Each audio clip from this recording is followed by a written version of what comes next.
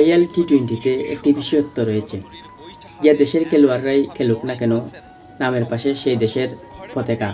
যে মানুষটা কখনো নিজের জন্য খেলে না, যে মানুষটা দেশের জন্য সবসময় লড়াই করে গেছে, সেই মানুষটা হচ্ছে বাংলাদেশ ক্রিকেট ইতিহাসের সর্বকালের সেরা অলরাউন্ডার সাকিব আল হাসান।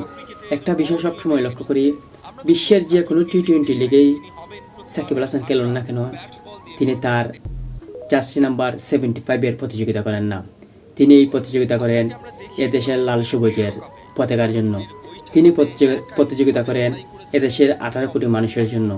আপনি চান কিংবা নাই চান, বর্তমানে দুবাইয়ের মরুর বুকে লাল সবুজের পতাকা আলোকিত করছেন মিস্টার অলরাউন্ডার সাকিব আল হাসান।